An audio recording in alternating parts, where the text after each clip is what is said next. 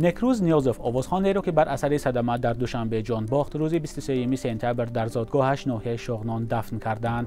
کاربران شبکه‌های اجتماعی پاسخ این سوال را می‌جویند که برای مرگ او کی جوابگر خواهد شد. سلام، این آزادی آنلاین است و من مولا رجب یوسفی.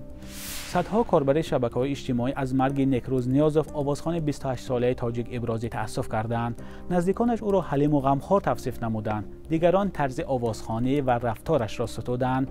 و شب 21 سپتامبر در نتیجه به هم برخوردن دو ماشین گرانبها در شهر دوشنبه جان باخت. یکی از اشتراکداران صدمه کامیاب فیض‌الله 18 ساله پسر مشرب فیض‌الله رکتور دانشگاه اسلوونی گفته می شود.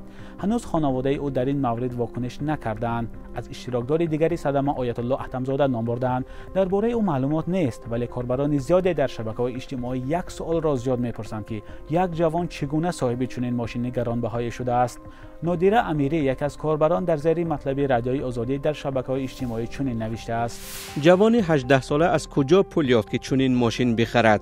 ما تا حالا کار میکنیم ولی ماشین خریدن نمیتوانیم. پول از کجاست؟ مهرانگیز ترسونزاده خبرنگاری تاجیک هم عین موضوع را در فیسبوک برداشته است. او نوشته است نفری که تمام عمر در اداره‌های دولتی کار کرده است می تواند به پسر 18 سالش ماشین لکسوس که قیمت آن هزارها دلار را تشکیل می دهد بخرد. ادامه شرحش چنین است: از چه سبب باشد که اداره‌های دخلدار به این چشم می‌پوشند و هیچ به منبع درآمدی منصبدار توجه نمی‌کنند؟ علم آورش این است که در نتیجه چنین بی‌توجهی آدمانی کاملا بیگناه می‌ففتند. مقامات به غیر از شرح حادثه و اینکه تحقیق آن ادامه دارد دیگر چیزی نمیگویند. احمد ازانوف در اینستاگرام نوشته است: گناه والدانش است که به بچه جوان ماشین گرانبهای بی‌درد و میان خریده دادند. عاقبتش همین است. بعضی کاربران نوشتند در این حادثه والدین جوان عیب ندارند، چون آنها نیز نمیخواستند که این فلاکت سر زند. شریپوف 49 در اینستاگرام در این باره نوشته است: در صدمه پدر و مادر این پسر گناهکار نیستند. تقدیر سراینده نکروز چنین بوده است. عمرش تا اینجا بوده است.